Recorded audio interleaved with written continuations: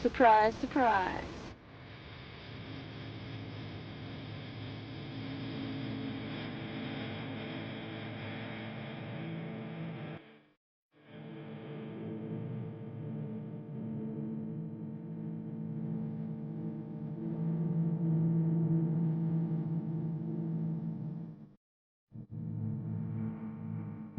Are you afraid now? Are you scared? I'm home.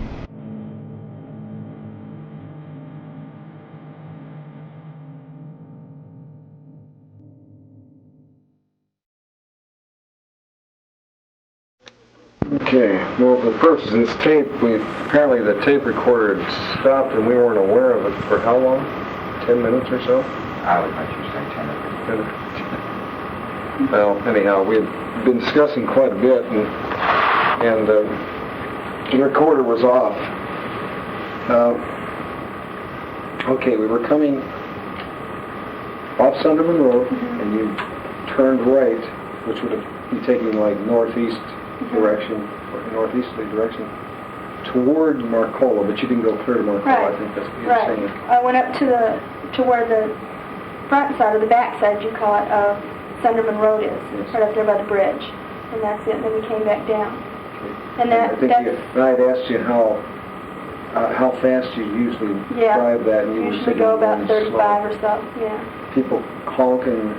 No, there was hardly anybody out on the road. I mean, when you drive like that, is that how you usually drive out to that area?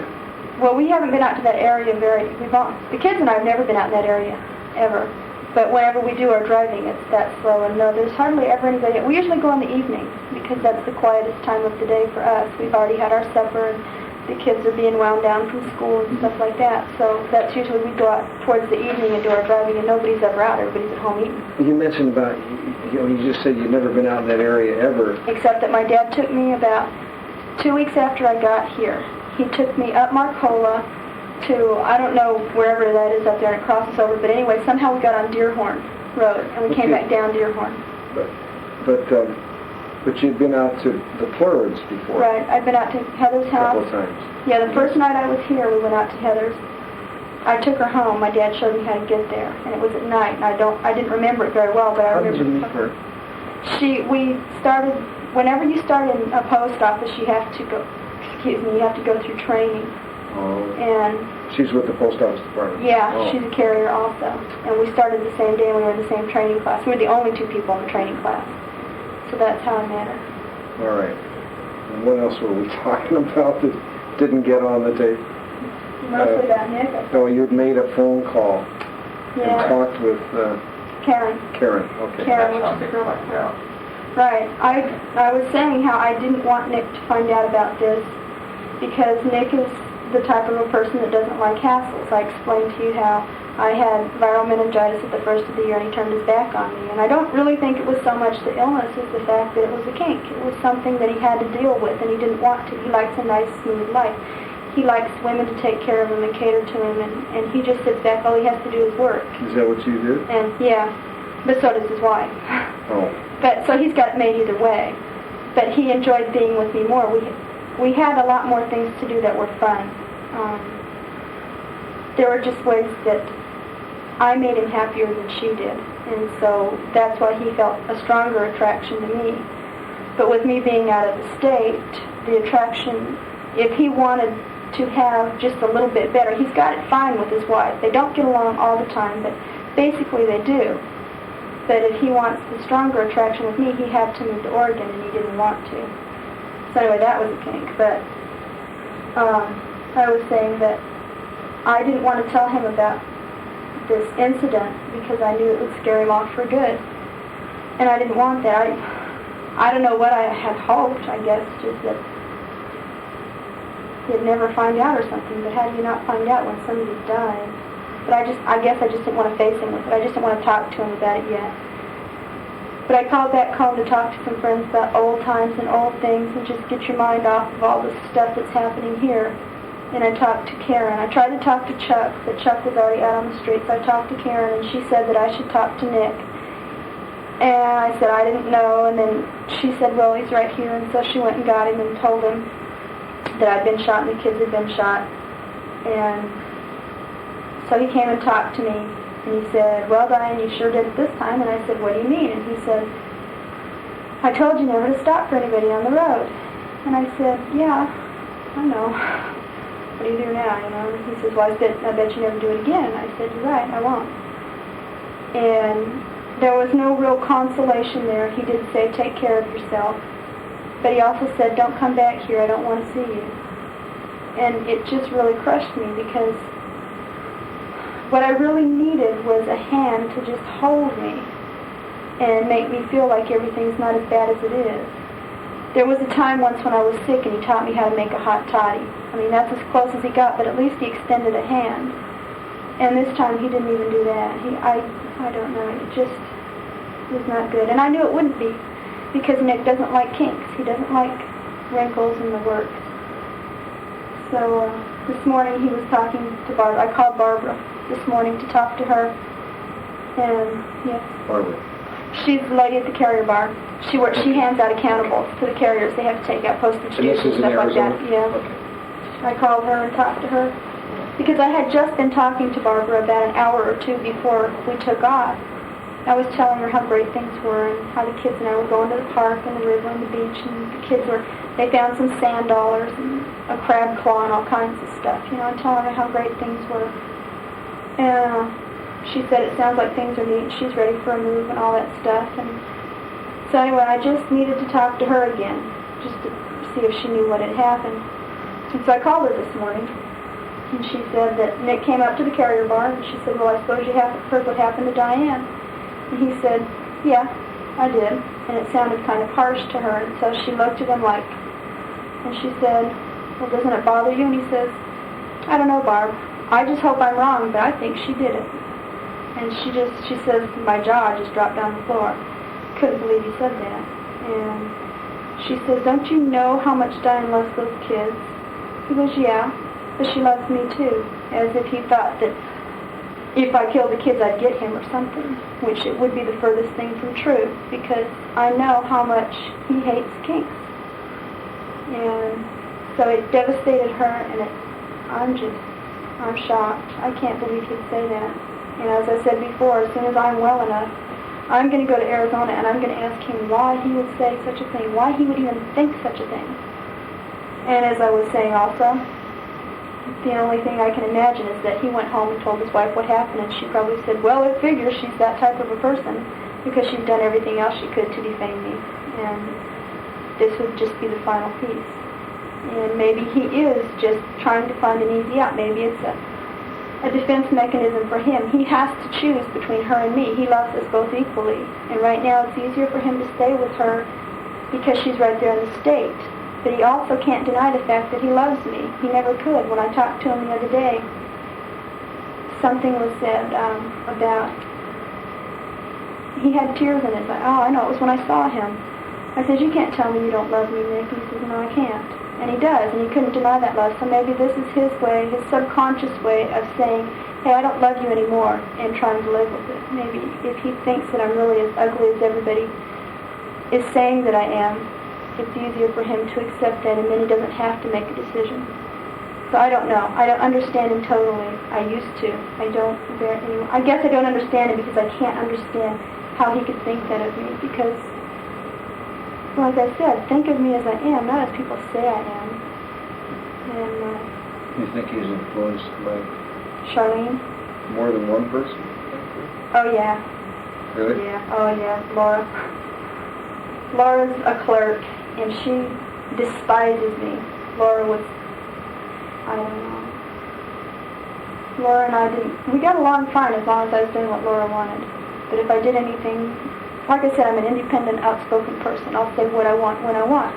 I was going to say that would be like meeting fire with fire. Right. Sounds like to me. Exactly.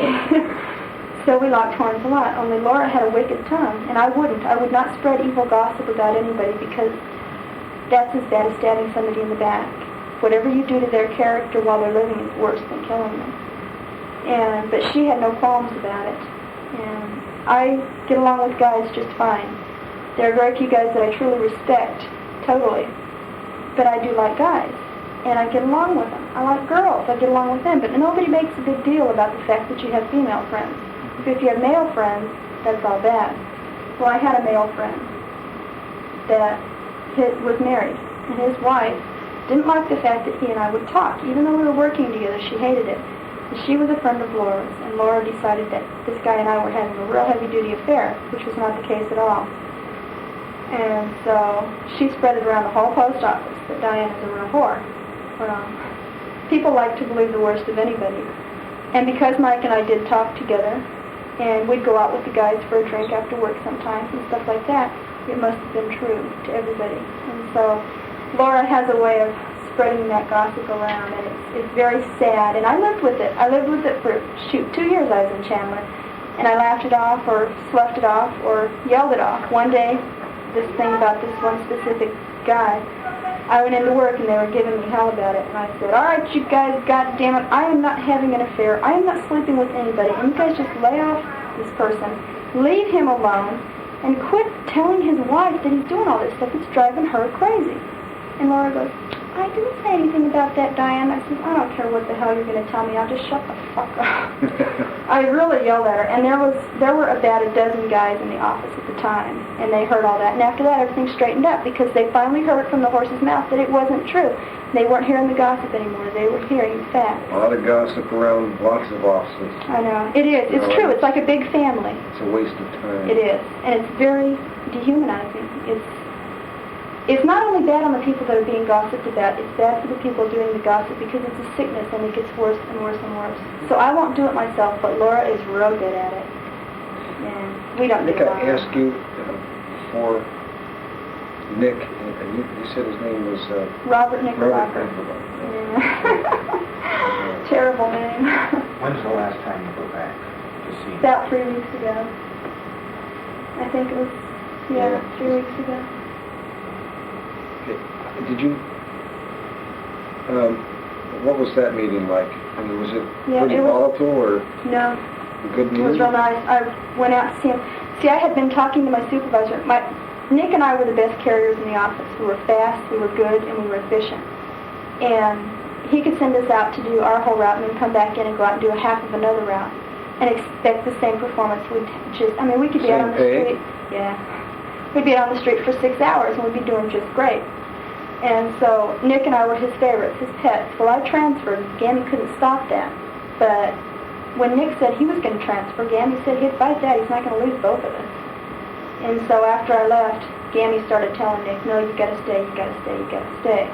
And so whenever Nick all of a sudden did an about face and decided he was going to stay, I called Gammy, who knew us better than anybody, well, pretty well. He knew Nick as well as anybody. I called and asked him what was wrong. He goes, Nick doesn't like you anymore. He really doesn't want to talk to you. He doesn't want to hear from you. He really doesn't care, etc., etc. I'm going, how can a person that we've been together for a year, how can all of a sudden in a week he decide no? And he doesn't want to see me, and he's afraid I'm going to come back to town, etc., etc. What's going on?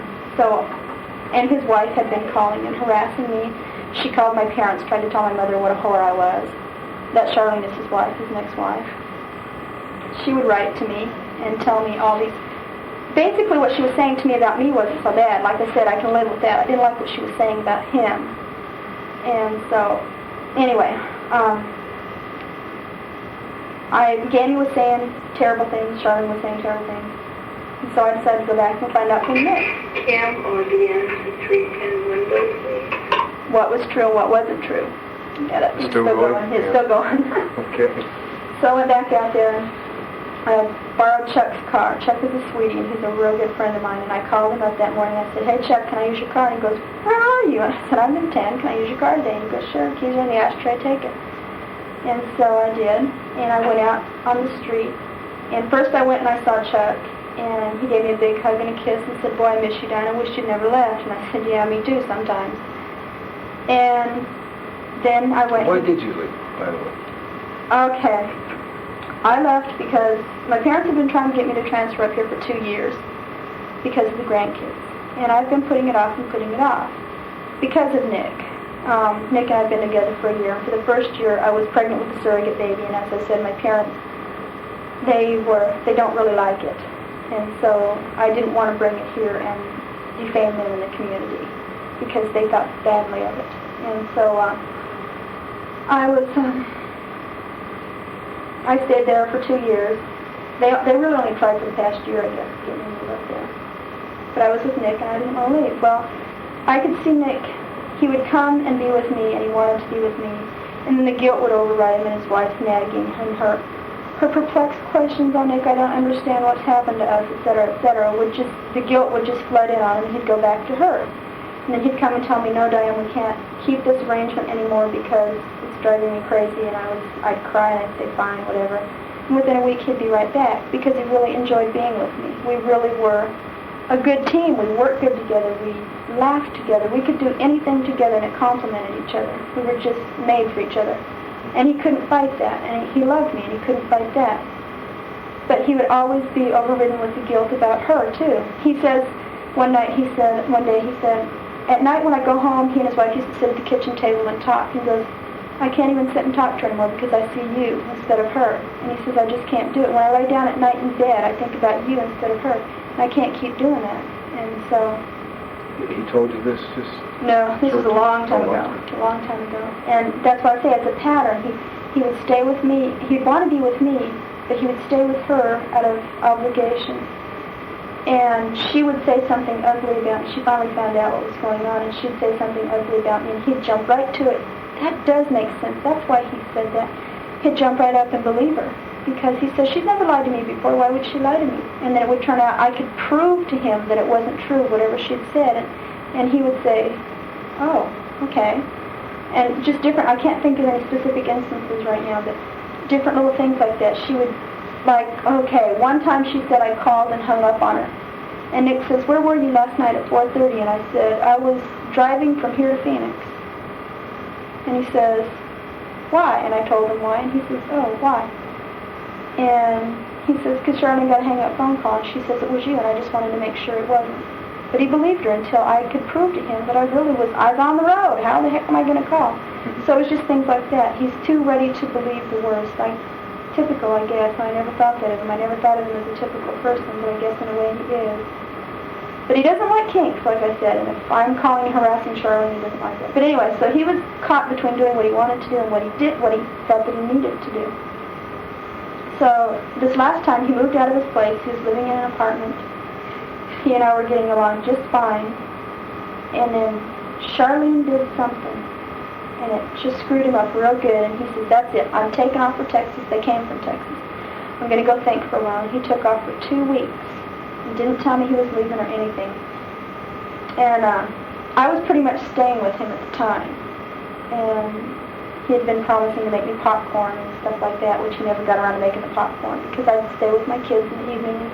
After they would go to sleep and my sister would come home, I'd go on over to Nick's.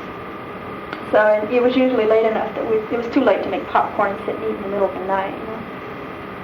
So anyway, he took off for Texas at this time. He was gone for 2 weeks, and during that 2 weeks, Eugene Oregon called and said, hey, do you want to transfer to Eugene? I said, yes. And the reason I took the transfer was because I couldn't stand to watch him go crazy forever. He would have forever gone back and forth between her and me, and it never would have resolved anything. I would have been his mistress forever and ever. And I don't like that. I'm better than that. I deserve better than that. I deserve as much as anybody else. And so I couldn't stand there and watch that anymore, because he'd get real bad headaches. It was just bad on him. And so when he came back, I was supposed to leave in about 2.5 weeks, and he came in 3 weeks. And he came back from his trip, and I said, Nick, I'm leaving. I explained to him that I was leaving, and he says, okay, that's fine. He's hard-headed as can be, and I still love that about him, but he's bull-headed, stubborn, male pride, chauvinist, if you want to call it, but I still love him. And he says, fine, Diane, maybe it's best that way. And that isn't what I wanted to hear, but I expected it of him. And I says, but I do want you to have some pictures that were taken of me, some professional pictures. Did you see the pictures on my TV? Yes. The pictures of me. And the pictures of Nick. The pictures of Nick on the TV is the man. That's Nick. That's who that is. Yeah. We were wondering. Yeah. Yeah. Of course, who else would it be? So anyway, I wanted him to have those pictures of me because I was going to be gone. And he saves pictures of, he's not a flip person. If he loves somebody, he loves them, and that's it. he doesn't just sleep with anybody. And so I wanted him to have pictures because he had pictures of every girl that he'd ever really been close to, and so I gave him the pictures. And he took them and he said, okay, fine. Then the next day after work, he said, Diane, I want you to come over to the apartment for a while. And I said, why? And he goes, because I want you to take some rain gear. It rains a lot in Oregon, and I had no rain gear. I was from Arizona. I'd only been a carrier for 2 years, and he was from Texas where it rains a lot. Does it rain a lot in Oregon? Yeah. I'm finding out that it does just a little bit more than Arizona, but it's a nice rain. It really is. So he says, I want you to come get some rain gear. I don't need it here in Arizona, and you just come and get it and take it with you. And I said, okay, fine.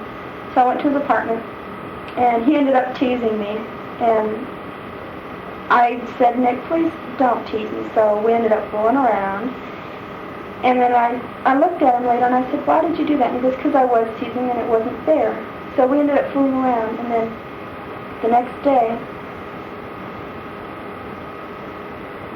it was the next day, after work, he was just fine. He was just the same old Nick. We were still buddies at work, still real close, but there was no real intimacy. We were just...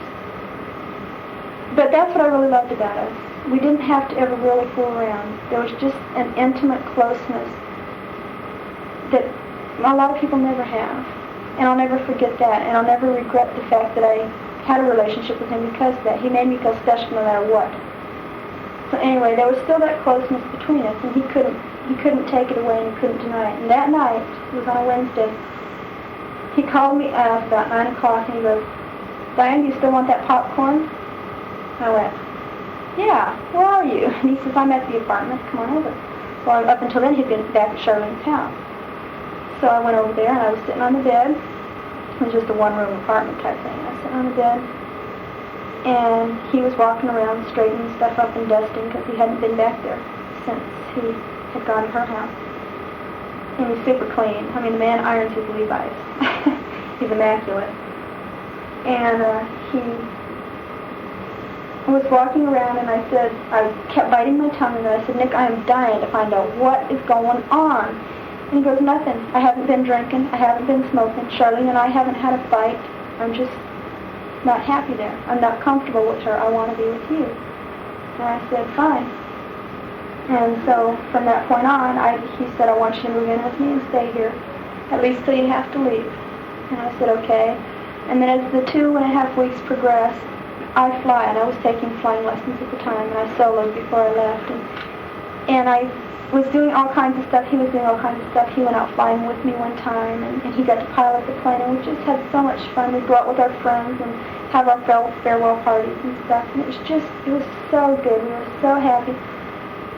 Once I was cooking supper, and he started big old tears right in his eyes. And I went over and I kneeled down and I said, what's the matter? And he says, it just makes me so sad when I think of you leaving. I mean, there were so many promises that were made, so many dreams that were planned. And he says, I want you to ask the postmaster to let you stay. And I said, okay. And he had this gold chain that he's been married twice.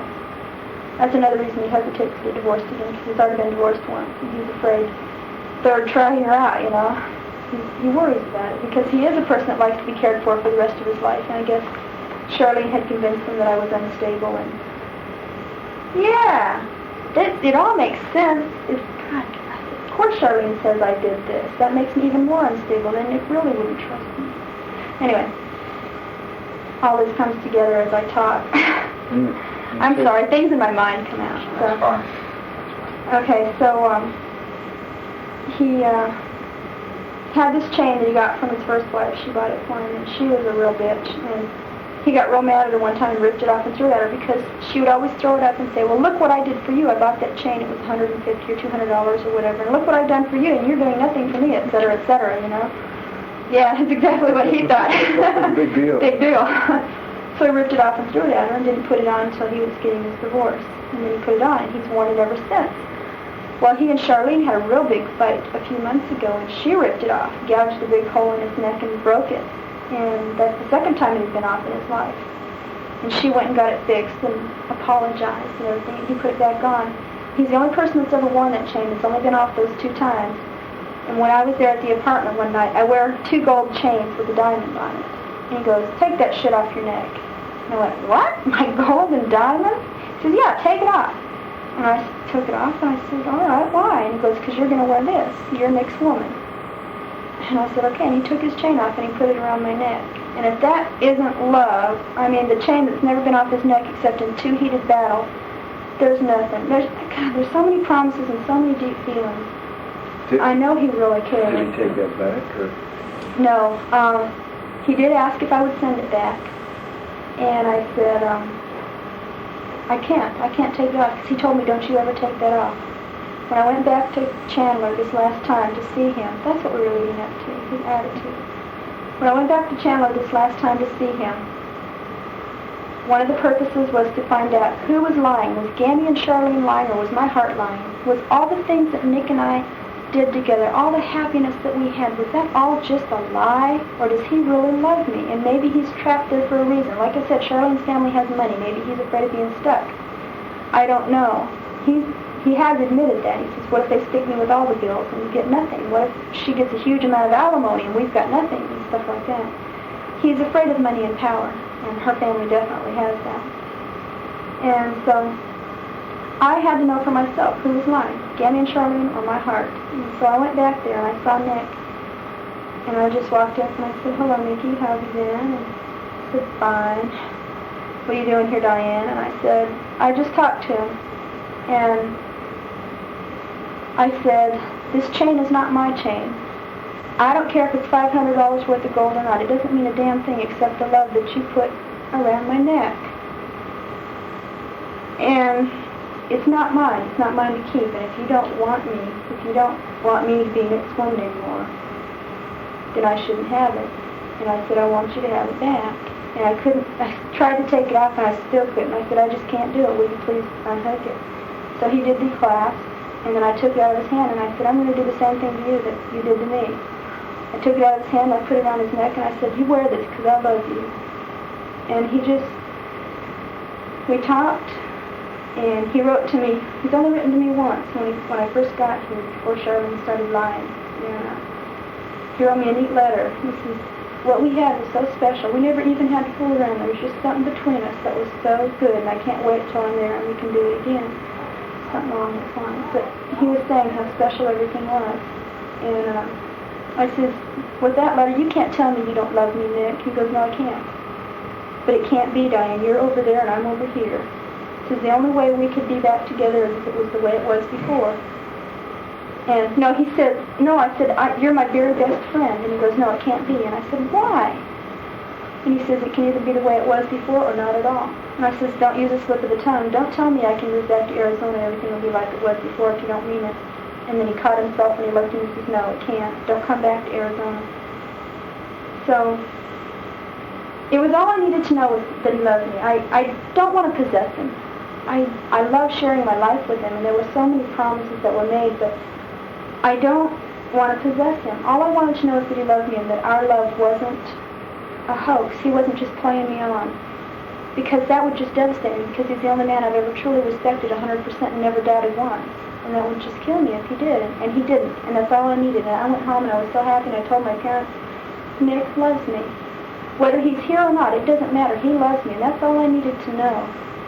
And my mom says, you really shouldn't worry about it. Nick is a smart man. They really like him. My mom said, Nick is a smart man. For all you know, he's getting a divorce right now, and he's making your name finally look good for the first time in that post office. Everybody said the reason he and Charlene weren't getting along was because of me. Well, it just so happens he and Charlene weren't getting along for 2 years before he even met me. Had nothing to do with me. You can't ruin a good marriage. And so my mom says, just play it cool and let it go. And now with this, it'll never happen. Never. Let's check that. So far, so good. Yeah, it's still going. Well, we've just about run out here. Told you I'm windy. I'm sorry. I think we ought to take A break? take a little break. I've got to walk down the hall, and he probably might like to do the same thing. We'll leave him here for a little while. Okay. See, the time is 15:25 hours. Turn this thing off and go on.